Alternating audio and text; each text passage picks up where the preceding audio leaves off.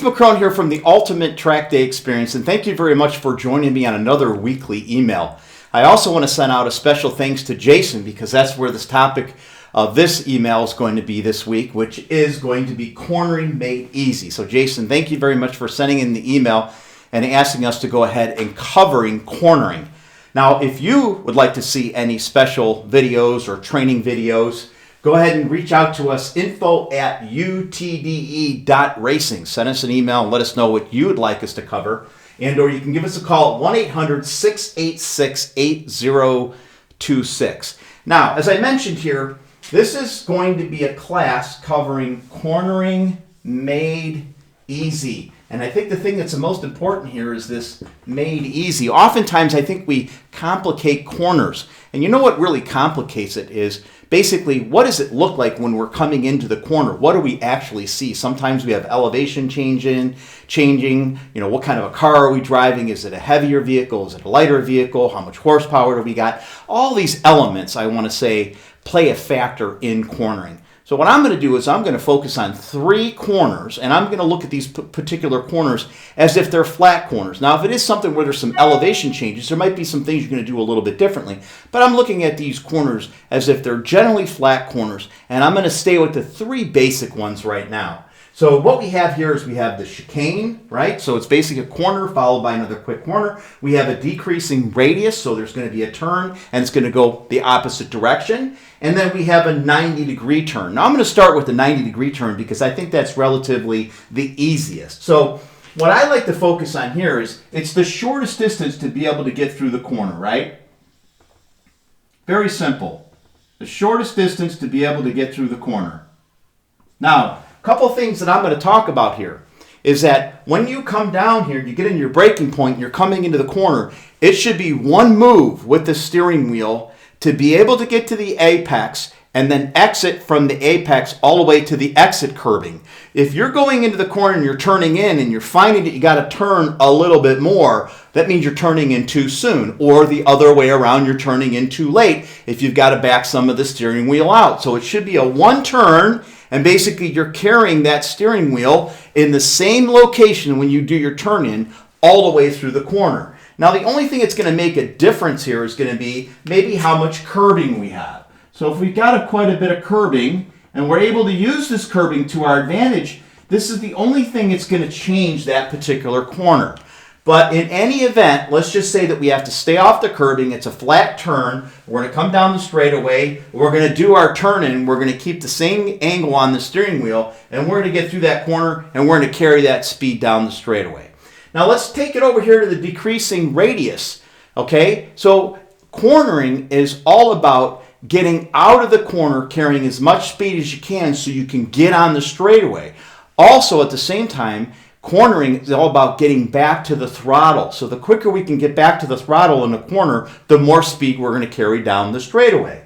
So when I take a look at this particular corner here, for me to get back on the throttle, well, I'm going to have to take a really late apex in this particular corner. So if I'm coming down, it may look like something where I'm coming way out like this to be able to get the radius that I'm looking for to be able to get through this corner, right? If I come down the straightaway this way and late apex, I'm going to be able to start to get on the throttle right about here where the car actually rotates. Now, the only thing that's going to change here as well is going to be what kind of exit curbing do we have. That's the most critical spot right there, because that's going to tell me then how late I'm going to have to go ahead and apex, because I might have a little bit of extension track on my exit that I can track out and I can use. But if you take a look at here, this straightaway that's after this actually starts right here. Now, if I were to come in too soon, and I'm going to use a different color here, let's say I'm coming in too soon and I'm apexing too soon. That's going to basically look like I'm going to come down the straightaway. If I come into here, by the time I make the turn, I almost have to make another turn here to be able to get the car going down the straightaway. Again, what's going to happen, I'm going to come in, I'm going to turn my hands. When I start to get to the exit, I'm going to have to turn even more. And by all means, I'm definitely not on the throttle. So you want to do a little bit later apex here, get a good rotation on the car, pick up the throttle, and if there is curbing on the exit, you want to use that curbing. So now I want to move over to this one here because this one here is just as critical as the other two, and sometimes it can be even more challenging than the other two.